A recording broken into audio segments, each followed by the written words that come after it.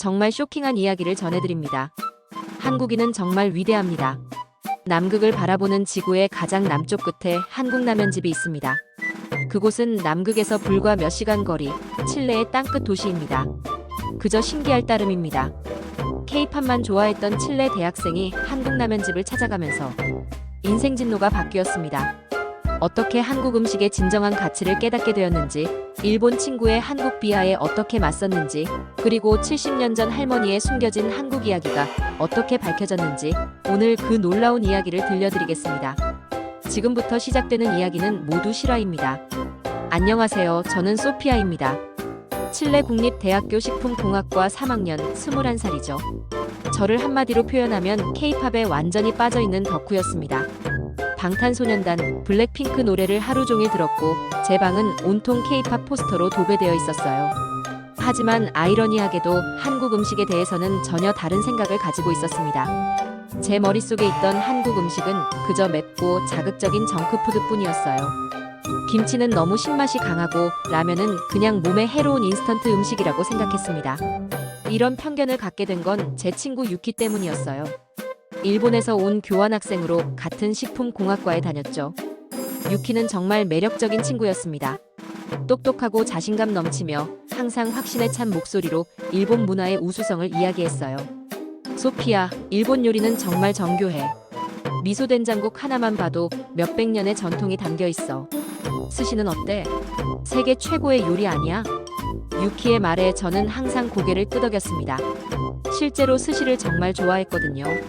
그런데 유키는 항상 한국을 깎아내렸습니다. 한국 음식은 그냥 맵기만 해. 조선 사람들은 원래 음식 문화가 발달하지 못했어. 일본에서 많은 걸 배워간 거지. 어느 날 수업에서 아시아 음식 문화 발표가 있었어요. 유키가 일본 요리에 대해 발표했는데 정말 준비를 철저히 해왔더라고요. 일본 요리는 계절감을 중시하고 재료 본연의 맛을 살립니다. 반면 한국 음식은 무조건 맵게만 만들죠. 고추장에 모든 걸 버무리면 끝이에요. 교실이 조용해졌고 몇몇 학생들이 웃었어요. 저도 모르게 고개를 끄덕이고 있었습니다. 그날 밤 할머니 마르가리타의 방을 정리하다가 낡은 사진첩을 발견했습니다. 1950년대 흑백 사진들 중에 할머니가 동양인들과 함께 찍은 사진이 있었어요. 할머니, 이 사진은 뭐예요? 아, 그건 옛날 일이야. 병원에서 일할 때 찍은 거지. 할머니는 대충 넘어가셨어요. 하지만 어릴 때 기억이 하나 있었습니다. 할머니가 가끔 끓여주시던 특별한 국물이 있었어요. 다른 칠레 음식과는 완전히 다른 깊고 따뜻한 맛이었죠. 할머니만의 비법이야. 할머니는 그냥 웃으시기만 했어요. 그렇게 저는 K-팝은 좋아하지만 한국 문화의 다른 면들은 무시하는 이상한 상태로 지내고 있었습니다. 학기 말 어느 날 대학 카페에서 공부하고 있는데 옆 테이블에서 흥미로운 대화가 들려왔어요. 푼타 아레나스에 진짜 한국 라면집이 있다는데 믿어져? 응, 내 친구가 직접 다녀왔어. 한글 간판까지 있대. 저는 귀가 번쩍 뜨였습니다. 푼타 아레나스는 칠레 최남단 도시예요. 그런 곳에 한국 식당이? 집에 돌아와서 바로 검색해봤어요. 정말 있더라고요. 신라면집이라는 한국 식당이 푼타 아레나스에 있었어요. 다음날 유키에게 얘기했습니다. 유키, 푼타 아레나스에 한국 라면집이 있다는 거 알아? 유키는 코웃음을 쳤어요. 라면? 그건 원래 우리 일본 것인데. 한국은 항상 베끼기만 해. 하지만 지구 최남단에서 성공하고 있다는데? 호기심 때문에 가는 거야. 진짜 맛있어서가 아니라. SNS를 뒤져보니 정말 많은 게시물이 나왔어요. K-팝 팬들 사이에서는 성지순례 코스가 되어 있더라고요. 푼타 아레나스까지 와서 라면 먹기. 인생 버킷리스트 완료. 여기 라면 맛이 진짜 예술이다. 한국 가서 먹어본 것보다 더 맛있어. 식품공학도로서 호기심이 생겼습니다. 어떤 음식이 그렇게 다른 문화권에서 성공할 수 있을까? 그날 밤 할머니와 저녁을 먹으면서 물어봤어요. 할머니, 어릴 때 해주신 그 특별한 국물 기억나세요? 할머니가 잠깐 멈칫하셨어요. 그때는 특별한 재료들이 있었지. 지금은 구하기 어려운 것들이야. 된장이나 그런 것들 말이야. 된장요? 일본 된장이요? 아니야, 그건 아니었어. 뭔가 다른 종류였지. 뭔가 연결고리가 있다는 느낌이 들었어요. 학기말 여행으로 푼타 아레나스에 가보기로 결심했습니다. 소피아, 너 정말 그런 곳까지 가서 라면 먹을 거야? 유키가 비웃었지만 저는 마음을 바꾸지 않았어요. 뭔가 이끌리는 게 있었거든요. 드디어 푼타 아레나스에 도착했습니다. 정말 춥고 바람이 셌어요. 신라면 집을 찾아 걸어가는데 마음이 콩닥콩닥했죠. 골목 모퉁이를 돌아서는 순간 저는 깜짝 놀랐습니다. 정말 한글 간판이 있었어요. 신라면 집이라고 크게 써 있더라고요. 와, 정말 있네. 문을 열고 들어서자 더 놀라운 광경이 펼쳐졌어요. 벽에는 한국 여행객들이 남긴 메시지들이 빼곡했고 태극기와 케이팝 포스터들도 걸려 있었죠. 벽 한쪽에 1950년대 신문 스크랩이 붙어 있었는데 한국전쟁 관련 기사 같더라고요. 그때는 별로 관심 없이 지나쳤어요. 카운터에서 메뉴를 봤습니다. 일반 라면, 자장라면, 삼각김밥. 딱 3가지였죠. 주방에서 중년 남성이 나왔어요. 친근한 미소를 짓고 있었습니다. 안녕하세요. 어서 오세요. 안녕하세요. 라면 하나 주세요. 매운 거 괜찮으세요? 처음 오신 분들은 보통 매움 정도로 해드려요. 현지인들을 배려하는 모습이 인상적이었어요. 손님의 80%는 현지인들이었습니다. 옆 테이블 칠레 가족이 대화하는 걸 들었어요. 이 라면 정말 맛있어. 매주 와도 안 질려. 맞아, 처음엔 매워서 힘들었는데 지금은 이 맛 없으면 안 돼. 드디어 제 라면이 나왔습니다. 그 순간 저는 완전히 얼어붙었어요. 제가 상상했던 것과 완전히 달랐거든요.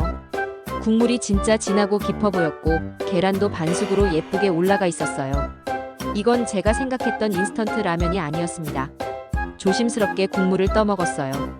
그 순간 제 인생이 바뀌었습니다. 매웠지만 그냥 매운 게 아니었어요. 깊고 복합적인 맛이었습니다. 처음에는 살짝 매콤하다가 뒷맛에서는 감칠맛이 돌았어요. 그리고 어릴 때 할머니가 끓여주시던 그 특별한 국물 맛이 갑자기 떠올랐습니다. 이게 한국 라면 맛이구나.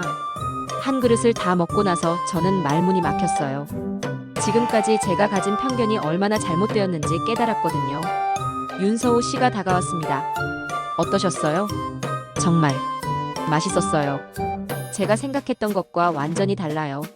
처음에는 다들 그러세요. 한국 음식에 대한 편견이 있으시잖아요. 식당을 나오면서 마음이 복잡했습니다. 한 가지는 확실했어요. 제가 한국 음식에 대해 완전히 잘못 알고 있었다는 것.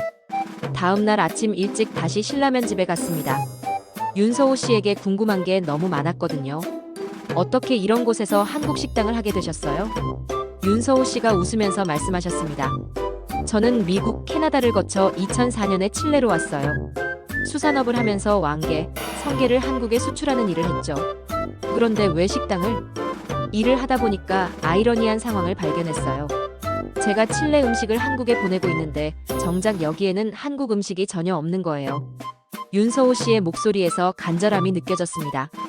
그래서 한국 음식을 여기에 소개하고 싶었어요. 제 조국의 맛을 알리고 싶었죠. 처음에는 어떻게 하셨어요? 한국 라면을 수입해서 현지 마트에 납품했어요. 신문 광고도 내고 TV 광고도 했죠. 하지만 현지 사람들이 매운맛에 익숙하지 않더라고요. 결국 납품을 중단했어요. 하지만 포기할 수는 없었어요. 이건 제 조국의 맛이거든요.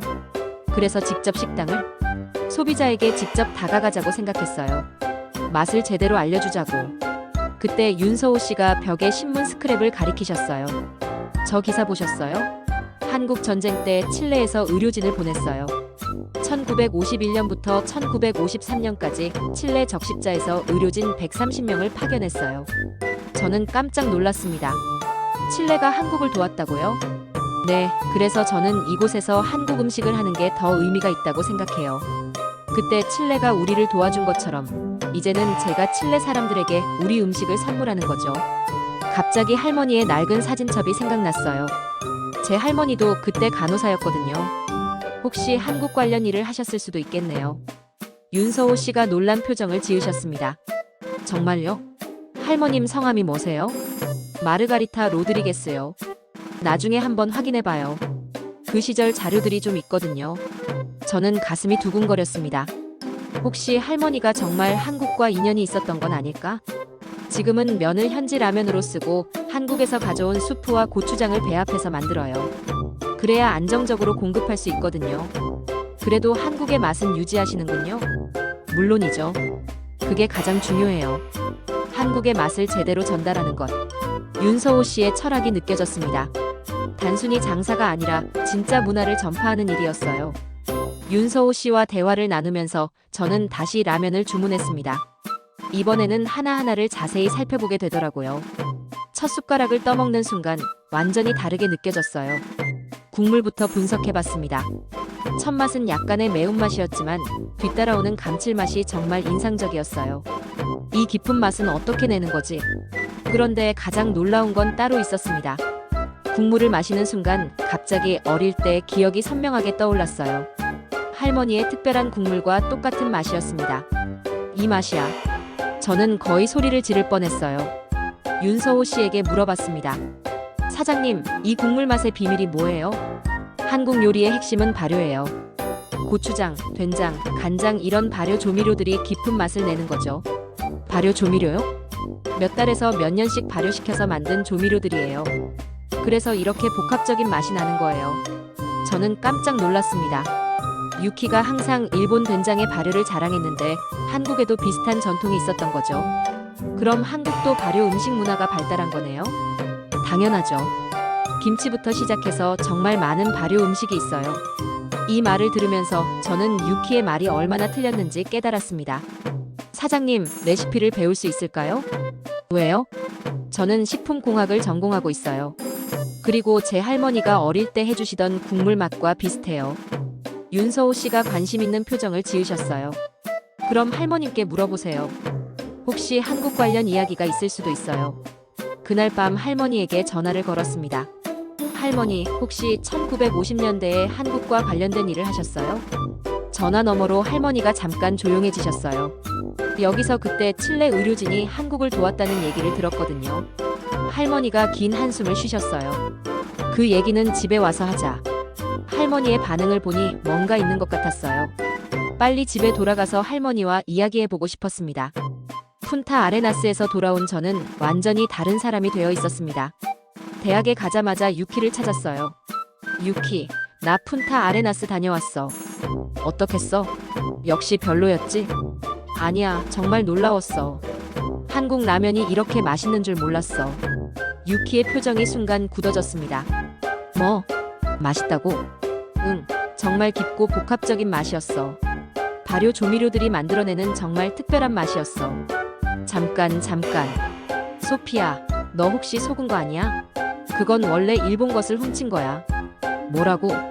라면 자체가 일본에서 시작된 거야. 발효 음식도 마찬가지야. 된장, 간장 이런 건 다 일본이 원조야. 유키의 목소리가 점점 날카로워졌어요. 유키, 왜 이렇게 화를 내? 화가 나니까. 내가 잘못된 정보에 속고 있으니까. 유키, 혹시 한국에 대해서 개인적으로 안 좋은 감정이 있어? 그때 유키가 갑자기 폭발했습니다. 개인적인 이유? 있어. 내 할아버지가 조선 총독부에서 일했어. 그런데 한국 사람들이 할아버지를 나쁜 사람으로 만들어버렸어. 저는 깜짝 놀랐습니다. 이런 배경이 있었던 거였어요. 할아버지는 조선 사람들을 위해서 열심히 일했어. 그런데 지금은 침략자 취급이야. 그날 밤 저는 혼자서 한국 음식의 역사를 찾아봤습니다. 놀랍게도 검색 결과는 유키의 말과 달랐어요. 한국의 발효 음식 문화는 정말 오래된 전통이 있었습니다. 다음 날 유키에게 자료들을 보여줬지만 유키는 보지도 않고 밀어냈어요. 그런 거 믿으면 안 돼. 다 조작된 거야. 그럼 내가 좋아하는 K-팝도 일본 아이돌을 베낀 거야. 이 말을 들으면서 저는 완전히 정신이 번쩍 들었습니다.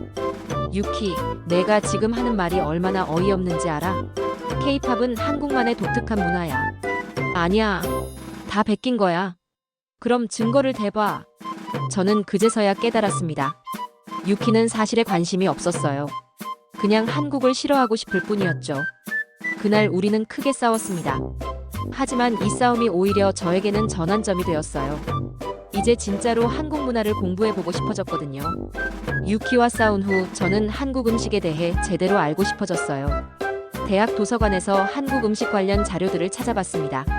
와, 이렇게 복잡하고 깊은 문화였구나. 그날 저녁 집에 돌아가서 할머니와 진지한 대화를 나눴습니다. 할머니, 1950년대 얘기 좀 해주세요. 할머니가 오래된 앨범을 꺼내오셨어요. 1951년에 정부에서 의료진을 한국에 보낸다고 했어. 나도 간호사였으니까 지원했지. 한국에서 어떤 일을 하셨어요? 부산에 있는 야전병원에서 일했어. 6개월 동안 있었지. 현지 간호사들과 같이 일했어. 할머니가 사진 하나를 가리키셨어요. 이 친구가 미영이었어. 정말 착한 아이였지. 나한테 한국 요리도 가르쳐줬어. 한국 요리를요? 응, 특히 된장으로 만드는 국이었는데 정말 맛있었어. 할머니가 어릴 때 저한테 해주신 그 특별한 국물이 바로 그거예요? 할머니가 고개를 끄덕이셨어요. 맞아. 미영이한테 배운 그 된장국이야. 할머니가 서랍에서 낡은 공책을 꺼내오셨어요. 미영이가 써준 레시피야. 한글로 써져 있어서 읽지 못했지만 저는 그 공책을 받아들고 감동에 떨었어요. 할머니와 한국의 인연이 정말 있었던 거예요. 다음 날부터 저는 한국어 공부를 시작했습니다. 할머니의 레시피를 직접 읽고 싶었거든요. 안녕하세요. 저는 소피아입니다. 처음으로 한국어 인사를 배웠을 때 정말 뿌듯했어요. 몇 주 후에는 한국 요리 연구 동아리를 만들었습니다. 우리 같이 한국 음식 만들어보자. 제가 할머니의 레시피로 만든 된장국을 맛본 친구들이 완전히 바뀌었어요. 소피아, 이거 정말 맛있어. 윤서호 씨에게 이메일을 보냈습니다. 할머니의 한국 연결고리를 찾았어요. 그리고 한국 음식을 본격적으로 공부하고 있습니다. 며칠 후 답장이 왔어요. 정말 좋은 소식이네요. 여름방학 때 다시 오세요. 저는 여름방학 때 푼타 아레나스에서 윤서호 씨 밑에서 인턴십을 하기로 했어요. 나는 칠레와 한국을 음식으로 연결하는 다리가 되고 싶어. 이게 제 새로운 꿈이었습니다. 할머니도 제 변화를 기뻐하셨어요. 내가 이렇게 열정적인 모습 오랜만에 보네. 3개월 후 여름방학이 되자마자 저는 다시 푼타 아레나스로 향했어요. 신라면 집에 도착했을 때 놀라운 변화가 있었습니다. 메뉴가 훨씬 다양해져 있었어요. 사장님, 메뉴가 많이 늘었네요. 아내가 왔거든요. 주방에서 김미경 씨가 나오셨어요. 안녕하세요. 소피아 씨 얘기 많이 들었어요. 김미경 씨는 정말 요리 실력이 대단하셨어요. 진짜 한국 음식을 배우고 싶으면 기본부터 해야 해요. 그날부터 저는 진짜 한국 요리 수업을 받기 시작했습니다. 일주일 정도 지났을 때 특별한 손님이 왔습니다. 제 동아리 친구들과 함께 유키가 나타난 거예요. 소피아, 안녕. 유키, 어떻게 여기까지? 친구들이 가자고 해서. 유키가 라면을 주문했어요. 첫 숟가락을 먹는 순간 유키의 표정이 완전히 달라졌어요. 이게 정말 한국 라면이야? 생각과 완전히 달라. 정말 깊은 맛이네. 유키가 갑자기 고개를 숙였어요. 소피아, 미안해. 괜찮아. 할아버지 때문에 한국에 대한 복잡한 감정이 있었어. 그건 할아버지 세대 일이고 지금은 다른 시대잖아. 맞아. 음식에는 국경이 없어야 해. 그날 유키와 화해하면서 저는 더욱 확신이 들었어요. 인턴십을 마치기 전에 윤서호 씨 부부와 진지한 대화를 나눴습니다. 소피아 씨는 정말 특별한 재능이 있어요. 칠레와 한국을 잇는 역할을 하면 좋겠어요. 대학원에서 한국 음식을 연구해보는 건 어때요? 한국 대학원에 가는 것도 좋을 것 같고요. 그렇게 저의 새로운 계획이 세워졌습니다. 푼타 아레나스를 떠나기 전 마지막 날, 저는 다시 한번 라면을 먹었어요. 이 라면 한 그릇이 제 인생을 바꿨어요. 윤서호 씨가 웃으며 말씀하셨어요. 음식은 단순히 배를 채우는 게 아니에요. 마음과 마음을 이어주는 거죠. 지금 저는 한국어 공부를 계속하고 있고 한국 대학원 진학 준비도 하고 있어요. 제 꿈은 이제 확실해졌습니다. 칠레와 한국을 음식으로 잇는 다리가 되는 것.